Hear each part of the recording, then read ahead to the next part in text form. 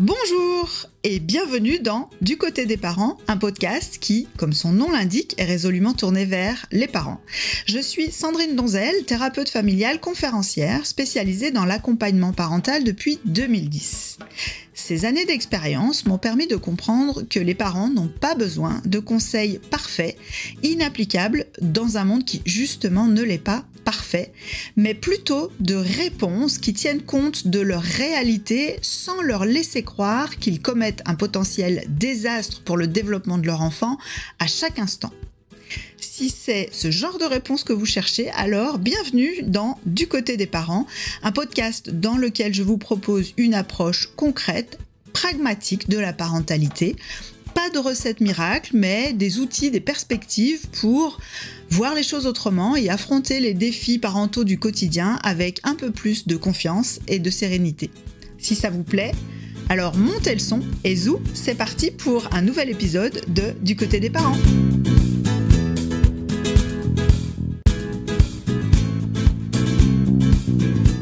Donc bonjour à toutes et à tous, bienvenue dans ce nouvel épisode de Du côté des parents. Alors aujourd'hui on va parler d'un sujet qui intéresse souvent les parents, il s'agit des peurs chez les enfants. Et on peut constater qu'il y a des peurs qui peuvent nous effrayer, nous, beaucoup, et qu'on partage avec eux. Il y a des peurs qu'on trouve complètement déraisonnables et irrationnelles. Et en tant que parent, on ne sait pas forcément très bien comment y réagir. La peur des monstres, la peur du noir, la peur des insectes, et tout un tas d'autres peurs diverses et variées, de la séparation ou que sais-je encore. Et parfois elles disparaissent d'elles-mêmes, parfois elles s'installent un peu plus durablement. Et donc, pour comprendre ces peurs, pour savoir comment y réagir de manière efficace, constructive, bienveillante, j'ai invité Marina Blanchard, que je connais depuis déjà longtemps, qui est psychologue, spécialiste du modèle de Palo Alto, qui est le même que celui que je pratique, fondatrice de l'Institut Virage Formation, et elle va nous partager son expertise. Donc, bonjour Marina et bienvenue, je suis ravie de t'accueillir.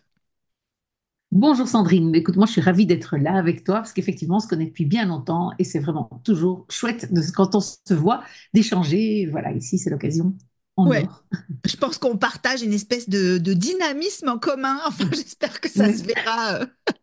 Et de bonne humeur on aussi. mène les Bon, deux les projets. ouais, c'est ça. Et de bonne humeur aussi. Est-ce que tu vois quelque chose à ajouter dans ta présentation? Peut-être préciser un peu le cadre de ta pratique ou pas? Enfin, c'est comme tu le sens. Oui, bah, si tu veux, je peux préciser le cadre de ma pratique. En fait, donc je consulte depuis maintenant 24 ans, ça fait beaucoup, c'est un peu horrible, mais depuis 24 ans. Et en fait, quelque part, c'est un peu tout public, même si effectivement ma préférence va vers tout ce qui est plus familial. Et les parents, évidemment, ben, c'est une grande partie de la famille. Et bon, enfin voilà, ils me touchent toujours parce qu'ils veulent tellement toujours bien faire, etc. Et que on sait que c'est un peu, j'ai envie de dire, notre.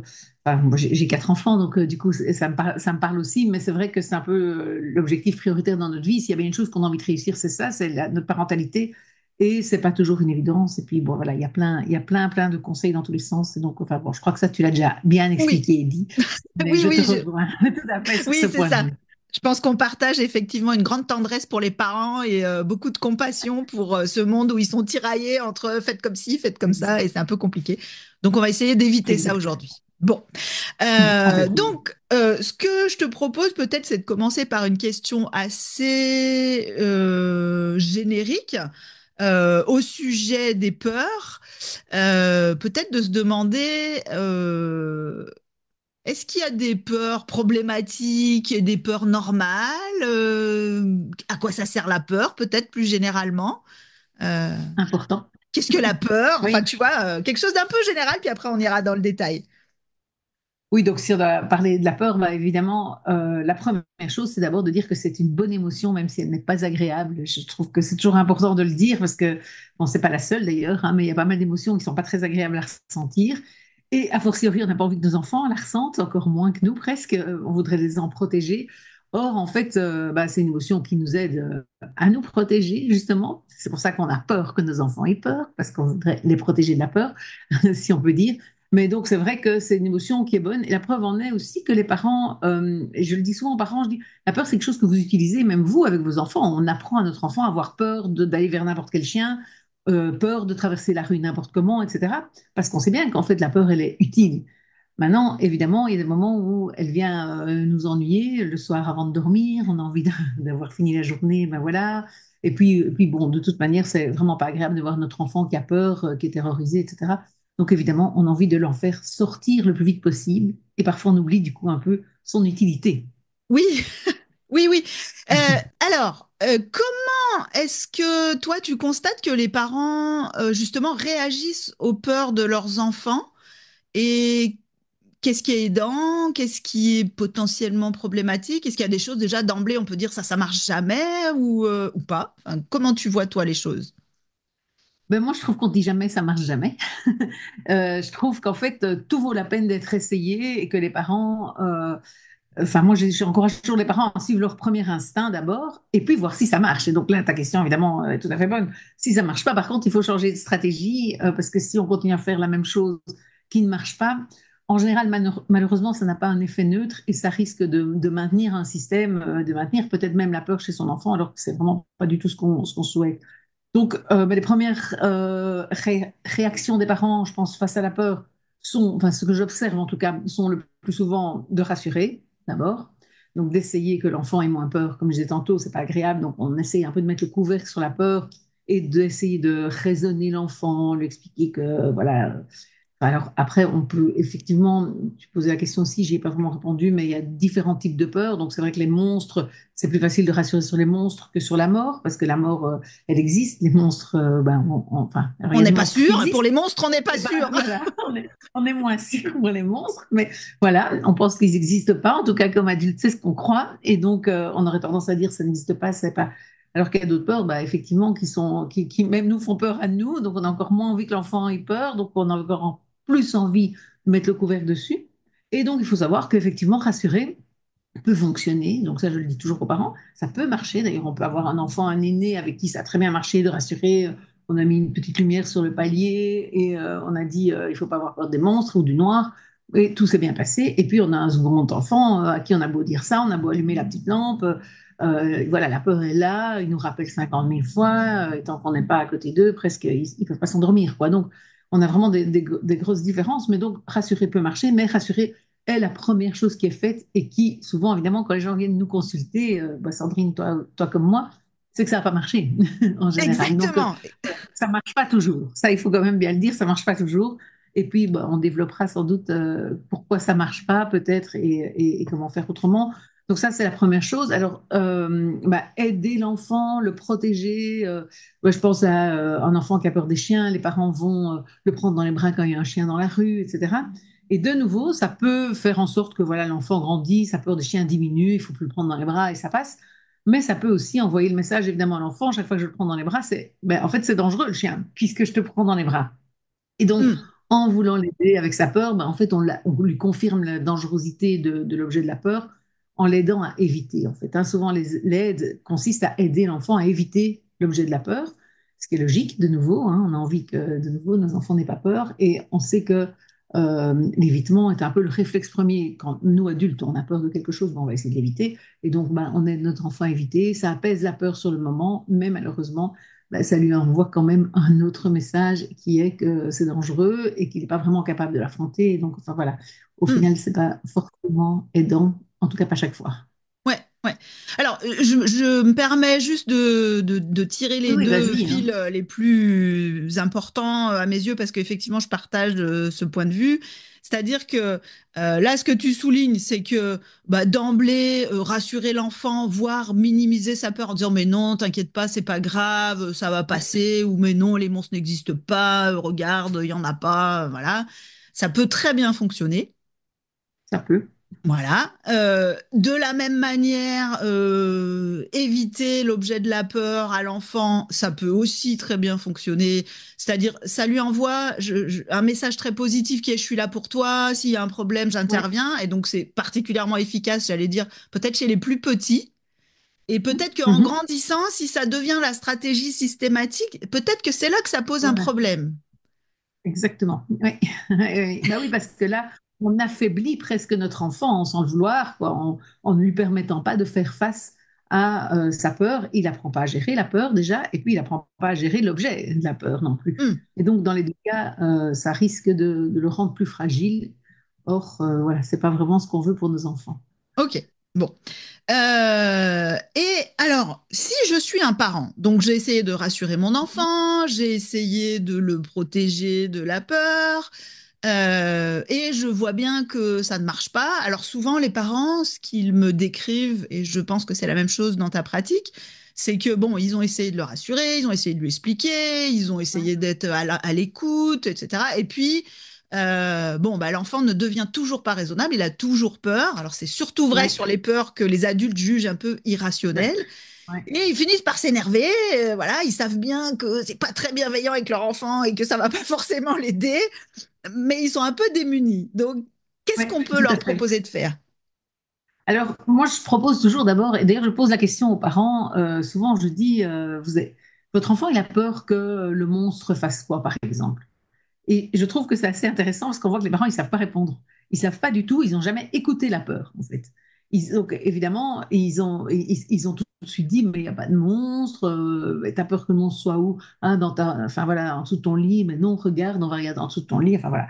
Et donc, c'est quelque chose d'évidemment, enfin moi, j'essaie un peu de leur montrer en leur posant cette question qu'ils savent, ils connaissent pas cette peur-là et que ça vaudrait la peine d'aller explorer la peur et au lieu d'éviter que l'enfant ressente la peur, puisque c'est vraiment ça leur mouvement, c'est essayer que mon enfant ne ressente pas la peur. De nouveau, je le redis, c'est légitime et c'est normal qu'un parent n'ait pas envie que son enfant ressente la peur, mais malheureusement, quand ça ne marche pas de l'éviter, ben, il va falloir aller voir la peur, aller la regarder un peu plus, voir quel message, qu'est-ce qu'elle me raconte là. Et comme on le disait tout à l'heure, ben, il y a des peurs voilà, qu'on utilise, nous, pour nos enfants, pour leur apprendre à traverser la rue, à regarder à gauche, à droite, à faire attention. Peut-être que dans cette peur, il y a quelque chose qui est intéressant comme message. Peut-être qu'elle est complètement déraisonnable, mais à ce moment-là, ça vaut la peine d'aider l'enfant à aller regarder sa peur en face. Il peut faire quoi le monstre? Il vient d'où, etc. Et d'aller vraiment j'ai envie de dire, décortiquer jusqu'au moment où l'enfant, bon, il y a plusieurs effets à ça, c'est que plutôt que de rationaliser et d'amener donc l'enfant à devoir défendre sa peur, parce que du coup, l'enfant, bah, si le parent dit bah, le monstre n'existe pas, etc., l'enfant, s'il ne le fait pas tout, il le fait dans sa tête et il se dit bah, papa et maman, ils ne se rendent pas compte, et ça fait encore plus peur.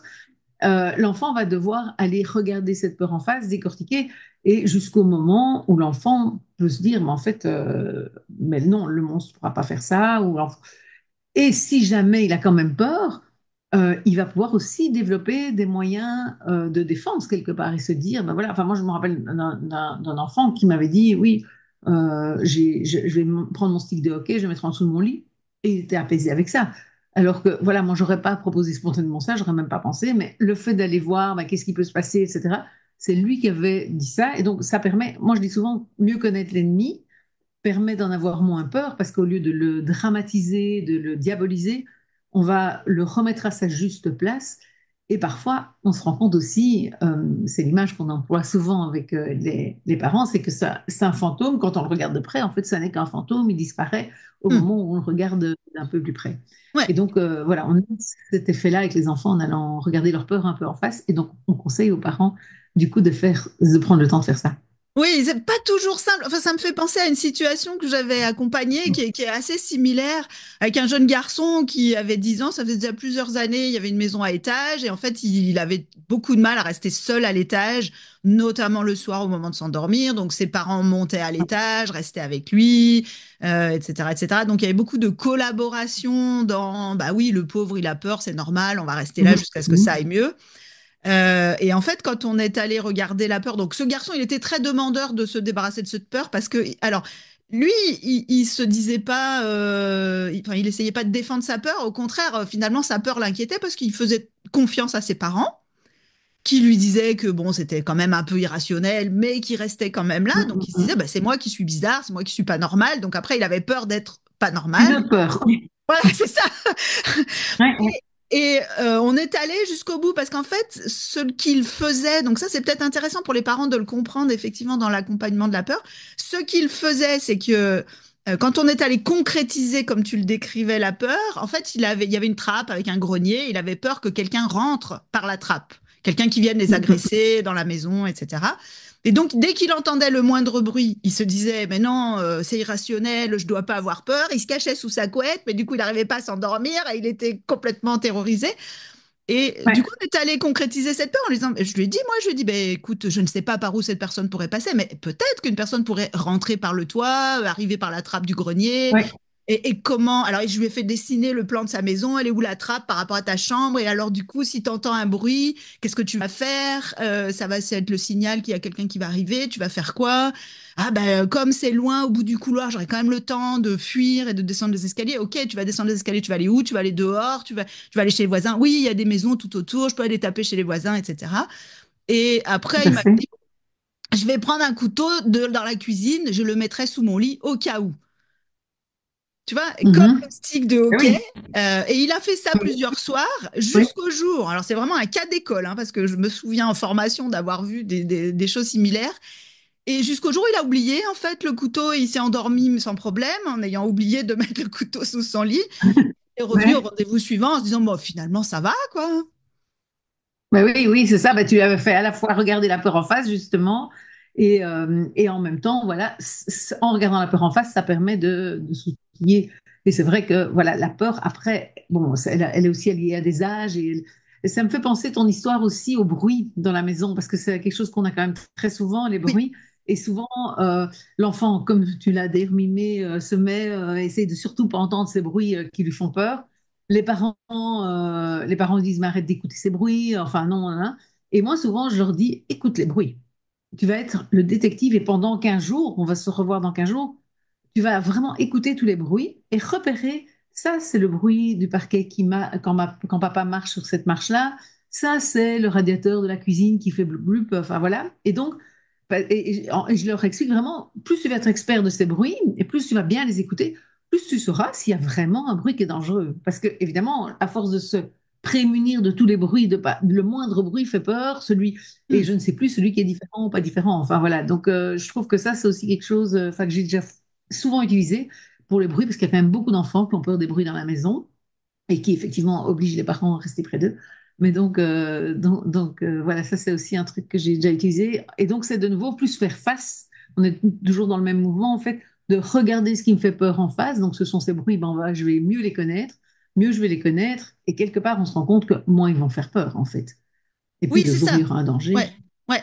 C'est effectivement réutiliser, je vais le formuler comme ça, c'est réutiliser la fonction de la peur, qui est de se Oui, protéger, plutôt que de se dire je dois pas avoir peur ou j'ai aucune raison d'avoir peur, de se dire ok, la peur elle est là pour me protéger. ouais, S'il y a des bruits qui m'alertent, bah, c'est intéressant de pouvoir me prémunir des risques d'utiliser cette peur, donc je vais m'intéresser au bruit.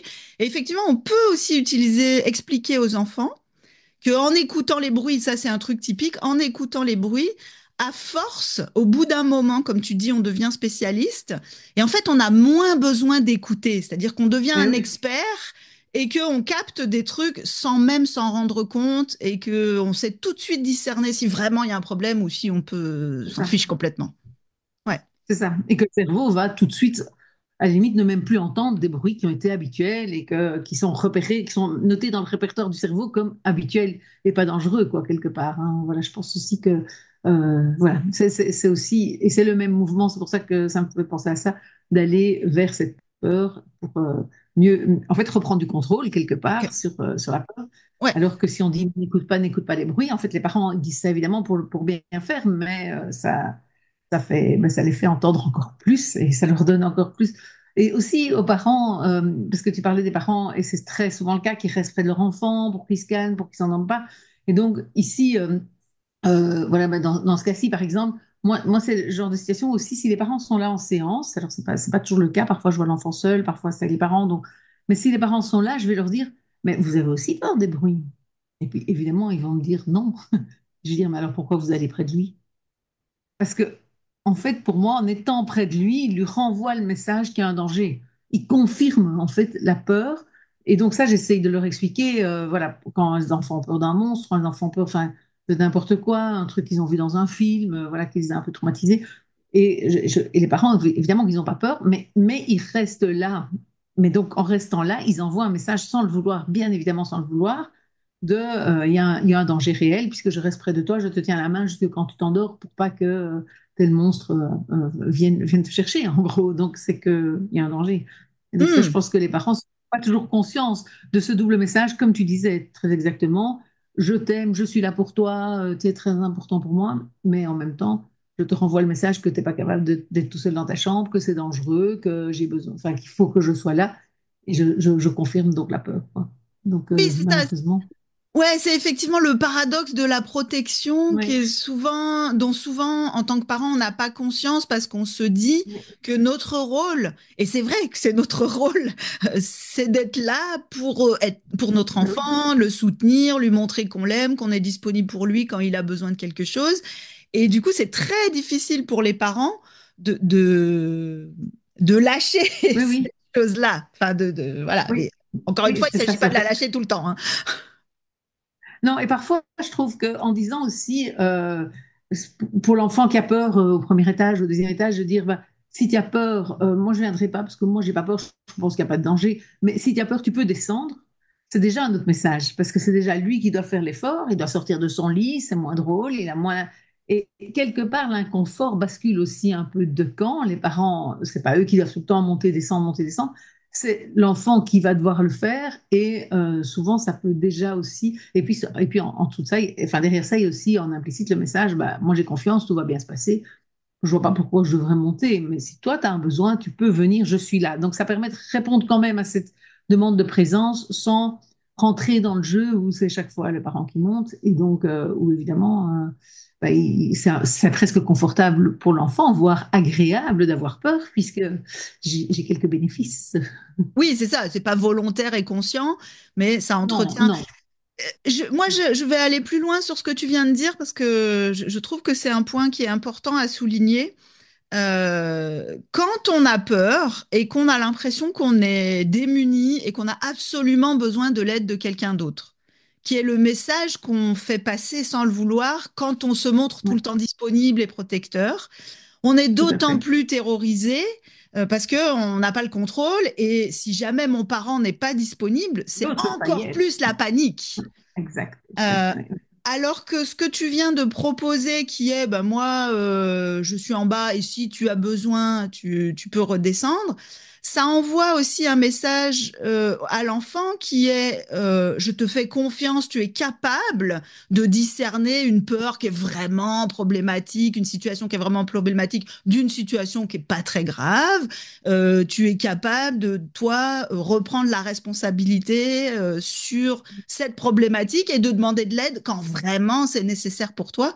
Et ça, je trouve que c'est un message qui est quand même beaucoup plus valorisant que de Oui, protéger. oui, et qui donc nourrit l'estime de soi, la confiance en soi de son enfant, ce qui est quand même une des choses qu'on a envie de nourrir, on va dire. Et donc, qui va être une forme de lutte contre la peur, peut-être moins directe que d'être là en disant n'aie pas peur, n'aie pas peur. Ce qui peut peut-être rassurer sur le moment, mais la peur, elle revient le lendemain. Alors que là, sur le fond, l'enfant va rester seul dans sa chambre, ce sera pas très agréable pour lui. Et je pense que comme parent, c'est une des choses qu'on doit accepter, c'est de mettre parfois nos enfants dans des situations pas très agréables pour les aider à grandir. Et, mais le lendemain, il pourra se dire, waouh, je me suis endormi tout seul, j'ai été capable de le faire, même si ça a pris du temps, c'est pas grave ça. Et je suis plus fort. Voilà, Ouais, c'est ça. exactement. Et je pense que oui, oui, mais c'est ça. Et c'est vrai que je trouve souvent, quand je travaille avec sur les troubles anxieux avec des parents ou avec un enfant, j'explique vraiment qu'il y a cette notion de le rendre plus fort, en fait, hein, puisqu'il aura vaincu une peur et c'est lui qui l'aura vaincu, quoi. Hmm. Ben, ça fait appel aussi à ce que j'appelle moi enfin, la notion de fierté. C'est-à-dire que je dis souvent aux gens, on est fier de soi quand on a accompli quelque chose de Ouais, difficile. Donc du coup, quand on a tendance à minimiser la peur, allez, c'est qu'une petite bête, la petite bête va pas manger la grosse, patati patata. En fait, on essaye de diminuer ouais, la peur. Alors souvent, ça marche pas très bien. Et puis du coup, pour déjà. l'enfant, même s'il la surmonte comme ça, en serrant les dents, bon, il est pas très fier parce que du coup, il a surmonté une petite peur de merde, Oui, pardon oui. l'expression. Mais oui, non, c'est vrai, il perd la gloire. Il perd la gloire. Ouais. C'est ça. On dit que le courage le courage, c'est pas de pas avoir peur, c'est d'aller contre la peur et de gagner contre la peur, hein. Donc c'est Ouais, vrai que si la peur est toute petite, ben on n'est pas, c'est moins, on peut être moins fier. on est moins fiers. Et donc, du coup, ça Ouais, peut être intéressant à certaines occasions pas de renforcer la peur, mais en tout cas de dire, mais moi, j'ai peut-être pas peur, mais je comprends que toi, tu aies peur, c'est oui, difficile. Et c'est aussi un message, paradoxalement, un message valorisant, c'est il exact, me c'est semble. exact. Ah oui, oui, c'est tout à fait vrai. Et d'autant plus que, comme tu le dis, minimiser la peur, c'est rare que ça fonctionne vraiment. Alors ça peut, hein, bon, on peut essayer un peu, mais dès lors qu'on voit que ça marche pas, mieux vaut changer de stratégie parce qu'effectivement, Ouais. voilà. Après, minimiser, ça peut ressembler à rationaliser. Et c'est vrai que quand les enfants sont petits, parfois leur dire, mais en fait, au pire, enfin, c'est plutôt au pire, voilà, qu'est-ce qui va se passer? Bon, c'est peut-être pas si grave. Et Oui. ça peut quand même, avec des petites peurs, ça peut fonctionner. Oui, maintenant, quand tu dis au pire, qu'est-ce qui va se passer, Oui, tu es c'est pas la déjà même en train chose. d'aller voir la peur, hein. Tu n'es pas juste en train de dire, n'aie pas peur, c'est pas grave, il n'y a rien. Tu C'est dis, au vrai. pire, il peut se passer. Et je pense que c'est un réflexe qui fonctionne pas mal. Enfin, moi, en tout cas, personnellement, je le sens déjà. Quand j'ai une peur de quelque chose, je me dis toujours, c'est quoi le pire qui peut m'arriver? Et en fait, j'ai pas besoin de faire, voilà, de grandes déroulées de scénarios de pire, mais simplement me dire, ben, c'est quoi le pire? Et c'est déjà une question qui est intéressante et qui peut déjà faire que, voilà, au pire, voilà. Ouais. Même quand je suis juste en retard, hein, au pire, je suis en retard. Oui, c'est ça. Est-ce que j'ai besoin de Mais courir donc, avec vraiment comme une dératée ou pas? voilà, voilà, voilà. Et donc ça, je pense que les parents, avec leurs enfants, effectivement, comme tu le dis, c'est très juste, hein, dire au pire, qu'est-ce qui peut arriver? Et sans explorer, ils n'ont pas besoin de poser 100 000 questions sur le monde, ça, c'est quoi le pire qui peut arriver? Et puis après, bon, voilà, en fonction de la peur du pire, de comment ça aide ou pas, Ouais. on peut réagir autrement. Ça me fait penser à quelque chose d'important, puis après je vais revenir peut-être sur des peurs que nous, en tant que parents, on partage, comme la peur de la mort ou des choses comme ça. Ça me fait penser à une situation où j'avais accompagné une jeune fille qui était en CM2 et qui, en cours de CM2, commençait à penser à son entrée en sixième. Et elle savait qu'il y avait un week-end d'intégration et elle était terrorisée à l'idée de pas un week-end, mais 2 jours Oui, d'intégration. Ils oui, dormaient dans oui. des dortoirs et tout. Et elle était terrorisée à l'idée de ça et sa maman ne savait plus comment l'aider. Voilà. Voilà, en lui disant, mais enfin, c'est pas si grave, patati, ça va être génial. Alors souvent aussi, le ça va être génial, Oui, oui, tu vas oui. voir. Souvent, ça va être génial. Alors que quelque part, là, je me dis très vite, l'enfant doit se dire, enfin, mais qu'est-ce qu'elle en sait? Mais qu'est-ce qu'elle en sait? Qu'est-ce que C'est ça ça. va être génial? Et puis, c'est pas elle qui est à ma place, etc. Et donc, en fait, au lieu que ça fonctionne, ça nourrit. Et je dois presque encore plus dire, oui, mais elle se rend pas compte que ceci, que ça, que ça, que ça. Et donc, j'ai encore plus peur. C'est Et ça, en plus, je me sens d'augmenter. compris. Exactement, d'augmenter la peur. Et donc moi, cette petite fille, je lui avais demandé, du coup, qu'est-ce qui lui faisait peur vraiment précisément? Et en fait, il y avait une notion derrière de peur de mauvaise réputation. Imaginons que le soir dans le dortoir, il se passe un truc bizarre avec les filles avec qui je vais être, et que après toute l'année, on est étiqueté comme étant Ah, les filles dans laquelle il y a de la chambre dans laquelle il y a une fille qui a vomi. Enfin voilà.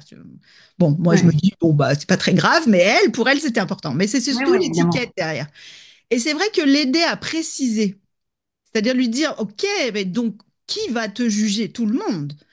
Est-ce qu'il y a Oui, des gens, alors ça je le dis souvent aux enfants, enfin aux gens en général, une peur floue est toujours plus effrayante qu'une peur concrète. tout à fait, tout à fait. Voilà. Donc Ça, c'est ne voilà. pas savoir. Moins on sait, plus c'est angoissant dans la vie de manière générale. Ouais. Oui, Et donc, je lui avais dit, bah, OK, dans tous les gens qui vont te juger, pardonnez-moi l'expression, mais il y a des cons dont tu ne pourras peut-être pas faire changer la vie. Est-ce que dans tous les gens qui vont te juger, il y a des gens dont tu n'as absolument rien à fiche de leur avis? Est-ce qu'il y en a qui sont vraiment très importants pour toi et que vraiment tu ne voudrais pas qu'ils pensent ça de toi? Et du coup, là aussi, en allant très concrètement à la rencontre de cette peur, elle m'a dit, mais en fait, les gens qui sont vraiment importants pour moi, jamais ils vont me juger négativement, en fait. ouais, Donc, ouais, c'est ouais, ouais, pas oui, c'est grave, intéressant. c'est pas grave si ça se produit. Bon, il y en a peut-être d'autres, bah, au pire, j'essaierai de leur parler, etc. Et puis les autres, bah, effectivement, eux, ils sont Bon. bêtes, et je pourrais rien y faire, quoi. Ouais, ouais, ouais. Et Oui, mais oui, terminé. ça va dégonfler complètement. Mais oui, oui, c'est ça. Donc c'est vrai que aller regarder de plus près la peur, très souvent, déjà, ça rétrécit le champ. Parce que Souvent, les peurs sont aussi liées à des amalgames, hein. J'ai peur des chiens en général. Et donc, moi, un des premiers trucs que je leur fais regarder, c'est aller s'informer mieux sur les chiens, lesquels sont dangereux, pas dangereux, c'est quoi les signaux qu'un chien peut mordre, peut être dangereux, quand est-ce qu'il veut jouer, quand est-ce que...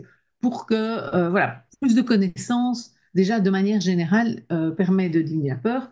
Et en plus, c'est évidemment l'occasion qu'ils regardent des chiens, que voilà, le chien soit moins le truc que, ah, dès que j'en vois un, je ne regarde pas. Enfin, comme on fait tous quand on a peur, si on voit les gens qui ont peur des araignées, ils font comme ça, et surtout pas regarder l'araignée. Alors que j'ai envie de dire, plus ils regarderaient des araignées, moins ils en auraient probablement peur. Mais voilà, Encore faut-il après, avoir envie de regarder, de surmonter de sa regarder peur, les araignées. de C'est surmonter ça. sa peur. Il faut avoir envie de surmonter sa peur pour regarder des araignées.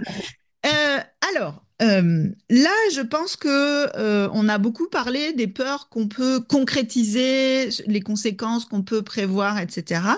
Mais il peut y avoir des peurs beaucoup plus floues, enfin floues, ou en tout cas un peu inéluctables, comme Oui, la peur de la mort, par exemple, qui est une peur qui est quand même assez fréquente chez les enfants. oui, tout à Euh, fait. Ouais. Qu'est-ce qu'on fait de différent par rapport à ça?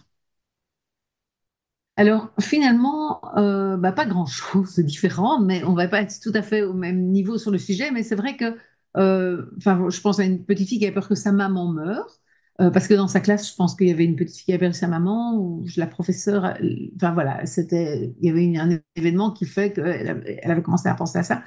Et la maman lui disait tout le temps, mais non, je vais pas mourir. Donc déjà, c'est évidemment un peu dangereux parce qu'on va tous mourir. Donc et donc bien évidemment, de nouveau, la première chose à faire, je dirais, c'est de pouvoir entendre la peur qui est là. Et alors, à la différence de la peur des chiens, bon, c'est plus difficile de se protéger, évidemment. Et donc, l'idée, ça va être de nouveau, quelque part, d'aller affronter, d'aller imaginer ben, qu'est-ce qui se passerait si maman meurt. Et donc, moi, voilà, moi, le travail que je fais souvent, alors j'encourage les parents à le faire, c'est pas toujours facile pour eux, parce que eux-mêmes, ça leur fait peur de mourir et de laisser leur enfant seul. Donc, quand ça touche à des problématiques plus de mort, de maladie des parents, ça, je me suis déjà rendu compte que souvent, il y a plus besoin d'un tiers qui peut faire le travail pour aller regarder ça en face. Parce que même l'autre parent, enfin, j'avais à un moment donné travaillé avec, dans une famille, avec, donc c'était un petit garçon, mais il avait peur que sa maman meure aussi. Et j'avais demandé au papa, parce que c'était le papa qui l'avait accompagné en séance, en fait, et donc j'avais demandé au papa d'aller avec lui voir, mais en fait même le papa il avait trop peur, en fait ça lui foutait la trouille que la maman meure en fait, et Mais donc c'est horrible, c'était c'est même vrai. oui, c'est horrible, et c'est une réalité complètement horrible et contre naturelle quand on a 6 7 ans de perdre sa maman. Maintenant voilà, ça arrive, les enfants le savent, à un moment, enfin vers 7 ans justement à peu près, ils se rendent compte que ça peut arriver. Et donc, leur dire que ça n'existe pas, je pense que c'est encore plus fou qu'avec les monstres. Et donc, il vaut mieux, alors, bah, d'abord, on peut essayer de les rassurer, bien évidemment, en disant, voilà, bah, écoute, pour l'instant, je suis en bonne santé, tout va bien, etc. La maman je sais pas moi, de Thomas, elle était malade, c'est pour ça qu'elle est décédée. Donc voilà, ici, moi, tout va bien, papa aussi, on va bien. Bon, on peut, mais évidemment, on peut pas. Voilà, il y a des accidents qui arrivent, etc. Donc on peut pas dire je ne vais pas mourir. Ça, c'est illusoire de dire ça parce que l'enfant va directement construire dans sa tête. Enfin, il sait que c'est faux. Il sait que ça n'est pas sûr. Et on peut donc essayer de rassurer. Donc parfois, ça peut rassurer. Si je dis je ne suis pas malade, tout va bien, ben voilà, de nouveau, rassurer peut fonctionner. Si ça ne marche pas et que la peur revient le lendemain soir, souvent c'est le soir, évidemment, on revient sur le soir, mais je pense que c'est quand même un moment où les peurs émergent et remontent comme des petites bulles. Mais si la peur revient, du coup, ben, je pense qu'à ce moment-là, il faut aller regarder avec l'enfant vraiment ce qui peut se passer. Donc, bah voilà, imaginons, moi je dis toujours, alors imaginons bah, que ça c'est arrivé, ce dont tu as le plus peur, donc, que ta maman soit morte. Donc, ta maman est morte, tu te retrouves avec ton frère, ta soeur, ton père, enfin voilà, à la maison. Qu'est-ce qui va se passer? Tu vas pleurer, pleurer, pleurer, pleurer, et on va aller voir avec lui et quelque part lui montrer comment va être sa vie après. Parce que de nouveau, et exactement comme tu le disais tout à l'heure, ça veut dire qu'on va donner de l'information, remettre plus d'informations par rapport à un flou qui est ah, si maman meurt, et de C'est nouveau, horrible. voilà, bah, je fais chaque fois ce geste, mais j'ai juste pas envie de regarder ça, et donc c'est horrible, oui, c'est horrible. Et donc moi, en l'accompagnant, je lui dis, ce serait horrible que ça arrive, évidemment que ce serait horrible et que tu n'as pas envie. on parle de ça et qu'on y pense, mais moi, je pense que c'est important qu'on aille voir ensemble comment ça se passerait, même si c'est pas gai. Et donc, on va prendre notre courage et on va aller regarder l'histoire, comment ce serait si maman était morte. Et donc, je déroule vraiment avec l'enfant. Donc, le début où il pleure tout le temps. Et alors, parfois, je suis étonnée parce que je vais dire à l'enfant, voilà, ben, tu vas pleurer sûrement beaucoup, beaucoup, beaucoup. Il dit oui. Enfin, il faut oui avec sa tête, par exemple, parce qu'il est un peu ému. J'ai presque envie de dire en transe. Enfin, je fais de l'hypnose, mais là, c'est même pas de l'hypnose. C'est même pas nécessaire. Mais il est dans cette situation qu'il craint par-dessus tout. Donc, c'est quand même. Et donc, il fait oui. Et puis, je dis, voilà, et tu penses que tu vas pleurer combien de jours, combien de mois, plusieurs années? Une semaine, ils me disent. Je suis toujours un peu étonnée parce que c'est un peu urgent. Mais bon, voilà, souvent j'ai des réponses, surtout quand ils sont jeunes, c'est un peu. Alors bon, on sait bien que ce sera probablement pas le cas, que si ça arrive, ce sera pire qu'une semaine, mais ce qui est pas, c'est pas important, ce qui va se passer en réalité. Et ce qui est important, c'est de le laisser imaginer et traverser ce cauchemar, si on peut dire, de la perte de la maman, puisque c'est comme sa crainte, et de l'aider à voir, voilà, une semaine. Donc pendant une semaine, tu vas pleurer tout le temps, et puis après tu vas retourner à l'école ou tu vas pas tout de suite retourner à l'école en fonction, il va me dire pas tout de suite, je vais dire, OK, tu vas retourner dans combien de temps après? Et puis il va me dire un mois, un an, j'en sais rien. Et puis je vais dire, OK, et après tu vas faire quoi? Et le matin, tu vas te lever le matin, avec qui tu vas manger avec qui, etc. Et on va dérouler la journée. Et ce sera plus rassurant de savoir quelque chose que d'être devant le flou complet. Et que, comme tu le disais tout à l'heure, hein, il y a une sorte de reprise de contrôle, en fait, ou d'illusion de reprise de contrôle qui fait que l'anxiété, la peur diminue Ouais. et qu'on peut vivre avec ce risque. Maintenant, voilà, voilà, ça reste toujours un risque pas agréable, hein, et donc, Ah ben c'est sûr. Alors là-dessus, je ne sais pas quel est ton point de vue, mais effectivement, alors les parents peuvent le faire, mais c'est souvent quand même important. C'est pas le genre de peur où on va demander à l'enfant de réfléchir par lui-même. C'est important qu'il non. soit accompagné, Oui, soit oui, par un tiers professionnel, soit par son parent qui a bien compris la logique, etc.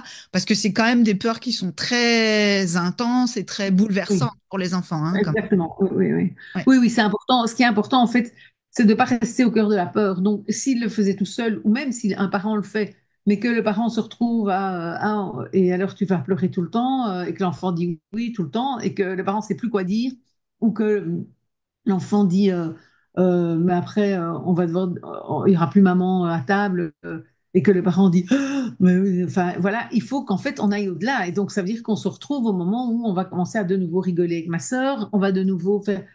Mais il y aura pas maman.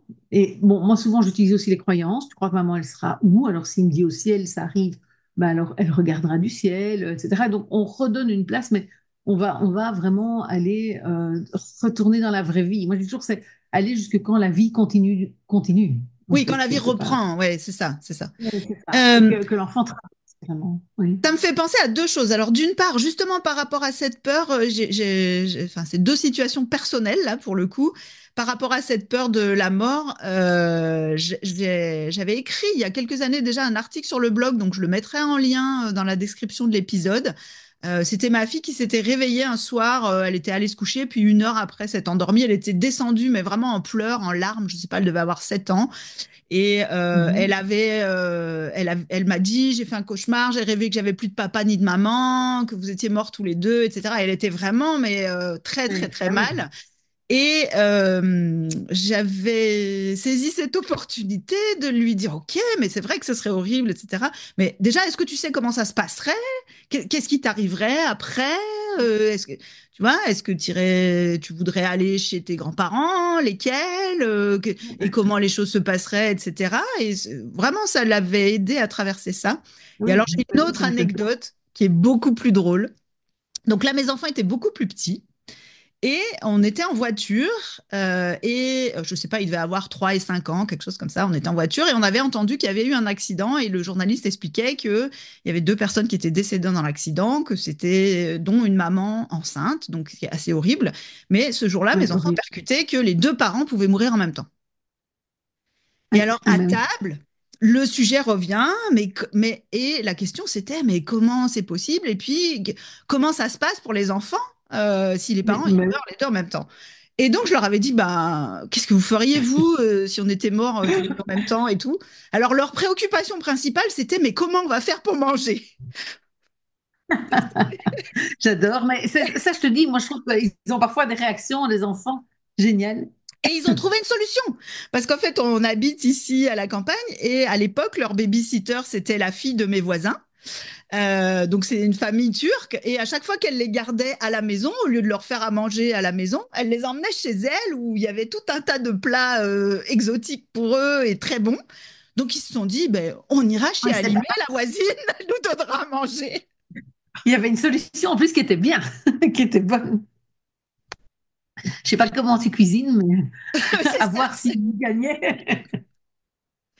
Non, mais c'est vrai que oui, en fait, on est étonné des soucis pragmatiques. Et c'est pour ça aussi que quand on fait ça avec son enfant, il faut pas qu'on induise des choses. Je pense que c'est intéressant ce que tu dis aussi, parce que on pourrait nous dire, oui, et c'est dur parce que les enfants, on ne sait pas où ils vont loger, etc. Alors que c'est pas du tout le souci. Ça sert à rien de rajouter des peurs à la peur. Ils y penseront enfin, en temps voulu. Bon, si ça leur arrive, mais ils y penseront peut-être 3 ans plus tard. Mais on ne doit pas ajouter des peurs, nos peurs à nous, en fait, souvent, à la peur de notre enfant. Donc ça, c'est aussi important à dire, c'est que si un parent veut accompagner son enfant dans approfondir une peur, que ce soit celle des monstres d'ailleurs ou de la mort. Hein. Il ne faut pas dire, oui, tu as peur que le monstre te mange. Parce que l'enfant, il va peut-être pas du tout avoir pensé à ça. Et lui dire ça, évidemment, c'est pas forcément aidant. Ouais. Oui, oui, c'est vraiment de quoi toi tu as peur, comment toi tu Oui, imagines que les choses se passeraient et qu'est-ce que tu ferais, etc., etc. Ok. voilà. Oui, oui. Ok, bon, je pense qu'on a quand même pas mal couvert de choses là sur la manière d'accompagner une peur qui persiste un peu après des tentatives tout à fait logiques de rassurer, de protéger, etc.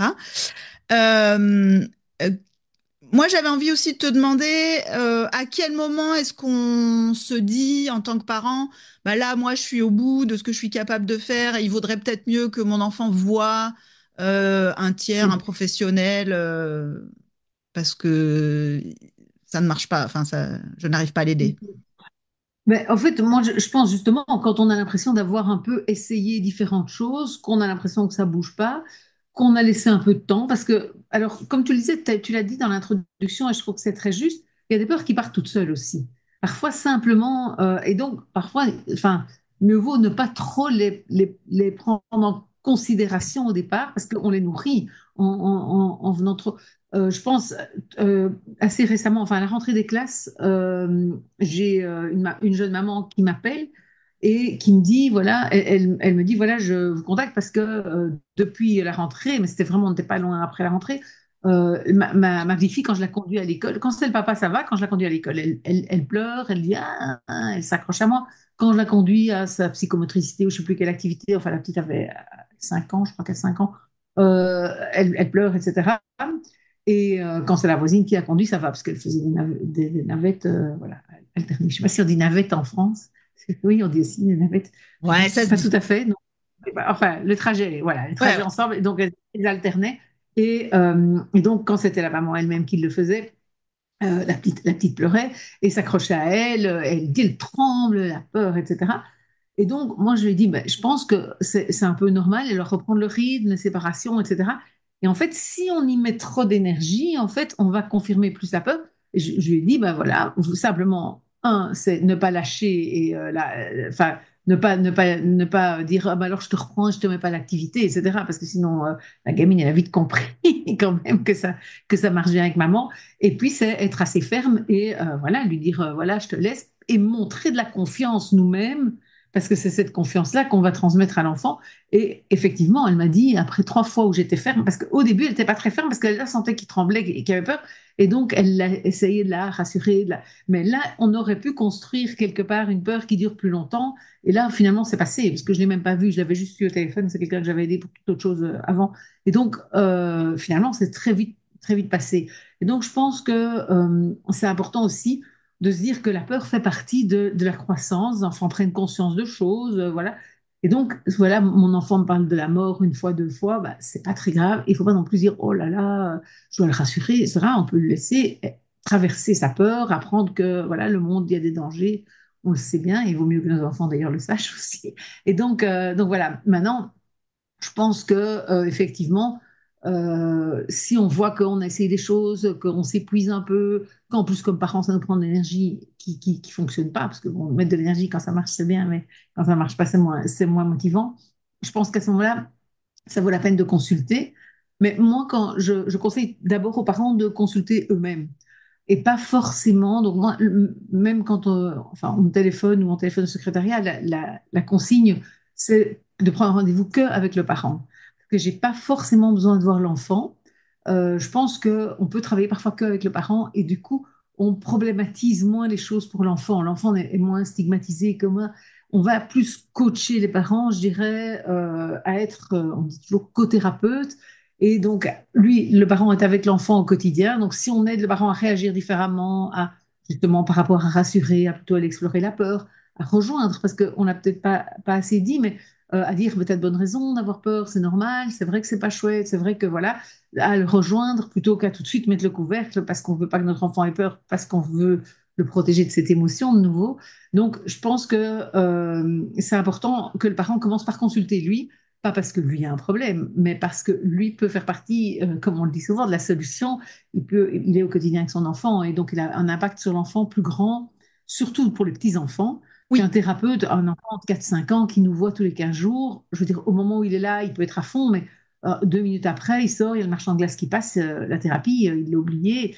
Si on demande de faire quelque chose, c'est plus du tout. Alors qu'un parent, ben, ça lui tient à cœur, donc lui va appliquer les conseils qu'on peut donner et peut vraiment régulièrement, enfin, ça débloque des peurs d'enfants juste en voyant les parents, quoi. ouais. Quelquefois, en plus, ça peut aller quand même assez vite, je trouve. Oui, oui, mais là, je te Oui, rejoins tout à fait sur cette approche. Enfin bon, là, c'est aussi l'approche qu'on partage en commun. oui, C'est ce qu'on appelle la thérapie indirecte. Donc oui, effectivement, c'est pas parce que c'est les parents qui ont un problème, mais parce qu'on peut exact. les aider à mieux interagir. Et je suis tout à fait d'accord avec le fait que des enfants en bas âge, euh, c'est beaucoup plus efficace si ce sont les parents au quotidien qui vont Oui, répéter les interactions qui vont aider les enfants plutôt qu'une fois tous les 15 jours, il y a quelqu'un qui leur dit un voilà. truc. Et après, effectivement, nous, dans notre approche, on propose des expériences à mener, des tâches à faire. Exact. L'enfant, on lui dit de faire un truc. Oui, effectivement, 2 heures après, il a probablement oublié ce qu'on lui avait dit. Bon, à de rares exceptions près, mais alors que le parent, il va Oui, être là pour lui rappeler, pour réitérer ça. Après, quand ils grandissent, ils peuvent être, eux, oui, beaucoup plus demandeurs, oui, moteurs, de dire, bah, oui, moi, je oui, veux que quelqu'un m'aide. Et là, on peut effectivement les recevoir plus évidemment, facilement. évidemment. Ouais. Oui, oui, OK. oui. Oui, oui, OK. oui. Moi, il m'arrive régulièrement d'en recevoir des enfants, mais c'est vrai que dans un premier temps, je trouve que parfois avec le parent, ça suffit. Et donc, si on peut alléger l'intervention le plus possible, voilà, que ce soit le moins interventionniste dans la famille, je trouve que c'est plus intéressant. Et je trouve que par le parent, parfois, c'est plus intéressant. Maintenant, voilà, c'est pas toujours. Ouais, Et ouais, puis, voilà, moi, ça j'adore peut être voir des enfants. nécessaire. Exactement. Ça peut être nécessaire que l'enfant voit quelqu'un, mais je te rejoins sur le Oui, côté dépathologisant, c'est-à-dire que ça évite oui, d'envoyer le exactement. message à l'enfant, c'est toi qui as un problème, tu Oui, dysfonctionnes, etc., dont on exactement. sous-estime parfois l'impact. Bien sûr que se Oui, dire, bah, c'est bien de se savoir se faire aider, etc., mais c'est quand même, ça peut être lourd à porter de se dire, bah voilà, moi je suis pas normal, entre guillemets, j'ai un c'est problème. ça. En Ok. termes d'estime de soi, de confiance en soi, de nouveau pour l'enfant, je trouve, enfin bon, après, c'est pas tout à fait la même Ouais, chose, mais d'estime de soi, en tout cas, je trouve que ça peut faire des petites blessures inutiles. ouais. Enfin, puisqu'on sait travailler autrement, on est capable de travailler autrement. Ouais. On peut. Et en parlant d'estime de soi, c'est vrai que, alors j'en profite du coup pour parler un peu de notre approche sur, moi je suis comme toi, je demande toujours à voir les parents seuls au premier rendez-vous, sauf si l'enfant réellement, concrètement a dit oui, je veux voir Oui, quelqu'un, etc. Bien que des fois, il faut vérifier parce qu'ils disent oui pour avoir la paix et pas parce qu'ils ont vraiment envie, mais voilà. Bon, bref. Mais ce que j'explique aussi beaucoup aux parents, c'est que quand il y a un problème qui perdure, quand on va consulter une personne extérieure, c'est souvent que le problème, il dure depuis longtemps, que ça crée des tensions, des difficultés, des inquiétudes. En fait, l'enfant, il finit par avoir l'habitude d'entendre toutes les choses qui dysfonctionnent chez lui, que ce soit parce qu'il ne gère pas suffisamment bien sa peur, parce qu'il ne sait pas la surmonter, que ce soit parce qu'il se comporte mal, parce qu'il répond à ses parents ou que sais-je encore. Et donc, souvent, moi, ce que je dis, c'est que pédagogiquement, pour l'enfant, je ne sais pas si c'est très utile qu'il entende une fois de plus, ah non, devant moi une je tierce trouve aussi. personne, qu'il y a tout ça qui dysfonctionne chez lui. Pas super sympa pour lui, quoi. Ah, ça, c'est clair que moi, jamais je les prends, les enfants, la première fois, jamais, avec le parent, jamais. Donc, si je les prends seul, après le parent, ou Bah, non, jamais avant, donc je vois toujours le parent d'abord. Mais parfois, les parents amènent l'enfant alors qu'on a dit non, l'enfant est là dans la salle d'attente, je le laisse dans la salle d'attente. Et s'ils me disent il peut pas rester seul, je dis bah alors on reporte le rendez-vous. Et ça, je l'ai déjà fait une fois. Je sais pas si j'ai dû le faire souvent parce que c'est très explicite au téléphone, mais il y a quand même des parents qui veulent vraiment qu'on voit leur enfant. Et moi, je veux bien le voir, mais quand je dis que je vois d'abord les parents seuls, je veux voir d'abord les parents seuls. Et comme toi, tout à fait, je trouve que c'est vraiment, moi, je trouve ça vraiment toxique pour l'enfant d'entendre tout un discours où on va vouloir dire à la psy tout ce qu'on peut pour qu'on ait le plus d'infos possible. Et en fait, bah, toutes ces infos-là, l'enfant, il encaisse, quoi. Ou alors, les parents vont à moitié nous dire les choses pour pas, devant l'enfant, dire que. Et donc, nous, on n'aura pas les infos. Et donc, je trouve que dans un cas comme dans l'autre, tout le monde, enfin, il y a toujours quelqu'un de perdant. Et donc, c'est plus intéressant de voir les parents seuls et de pouvoir parler entre adultes et que les parents puissent vraiment dire le fond de leur pensée sans devoir prendre des gants et sans abîmer un enfant. Parce que je trouve Ouais, que c'est presque. Ouais. Oui, oui, oui, ça, ouais. moi, je suis hyper. C'est quelque chose, enfin, dans nos formations et tout ça, qu'on enseigne vraiment de manière ne pas voir les parents et l'enfant ensemble. Après, j'entends encore parfois des gens qui le font, hein, mais voilà, je trouve Ouais, que ça pour peut l'enfant, arriver, ouais. Bon. ça peut arriver, mais c'est ça. Mais je trouve que vraiment pour l'enfant, comme tu dis, quoi, c'est vraiment pas utile. Déjà, c'est des enfants, effectivement, qui en général ont déjà entendu des trucs, mais réentendre déballer. Alors en plus, on va chercher depuis sa naissance, ceci, et puis il ressemble au grand-père qui, ou je sais pas quoi. Je trouve qu'ils peuvent s'en passer. Non, je dis oui, c'est ça. Et alors, je me C'est pas permets, je de- reviens juste sur ce que je disais, parce que des fois, ils disent oui pour avoir la paix. Je me souviens d'une situation où la maman me décrivait un jeune garçon qui avait beaucoup de mal à gérer ses émotions, etc. Surtout dans la colère, là, c'était pas dans la peur, mais peut-être qu'on refera un épisode, bien qu'on a déjà, j'ai déjà beaucoup parlé de la colère sur le podcast, mais bref. Et je lui avais dit, bah, normalement, venez seul. Et je lui dis, à moins que votre enfant vraiment demande explicitement en Oui, disant, oui. oui, c'est vrai, j'ai un problème, etc. Et donc, elle me rappelle en me disant, c'est bon, effectivement, il est d'accord, il vient, il trouve qu'il a un problème, et tout. Et au début du rendez-vous, je vois à son attitude que il n'est pas motivé, en fait. Il est à moitié affalé sur son Oui. fauteuil, il répond à moitié à mes questions, etc. Et la maman était à côté. Et au bout d'un moment, je me tourne vers le jeune garçon, puis je lui dis, mais écoute, ta maman m'a dit que tu avais dit que oui, tu avais vraiment un problème et que c'était difficile pour toi et que tu voulais te faire aider. Je lui dis, t'as dit ça parce que vraiment tu penses que tu as un problème ou t'as dit ça pour qu'elle te lâche les baskets?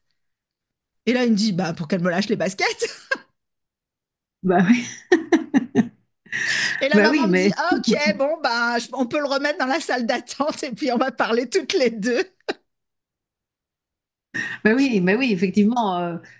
Moi, j'ai eu un peu la même chose avec un jeune qui était payé, moi, pour venir. Oui, ouais, mais moi aussi, C'est pas je peux mal, venir hein. en thérapie si je suis payée. Il était payé, donc ça coûtait encore plus Bon, cher que juste payer déjà la thérapie, c'est pas mal parfois, mais voilà, les parents payaient leur fils. Donc voilà, oui, il y a des parents qui veulent tellement que. Mais là, c'est un ado, moi, mais c'est vrai que c'est interpellant, quoi. Il y a des parents qui veulent tellement qu'ils viennent. Et je peux comprendre, hein, s'ils sont démunis, ils savent plus quoi faire, voilà, je comprends tout à fait. Mais malheureusement, c'est clair qu'on avancera beaucoup mieux avec eux qui sont demandeurs, etc., qu'avec un jeune qui n'est pas du tout demandeur et qui ne va pas faire voilà, ce que les expériences, comme tu disais, qu'on leur propose et qui sont à l'origine des changements à partir de notre approche. Donc voilà. exactement.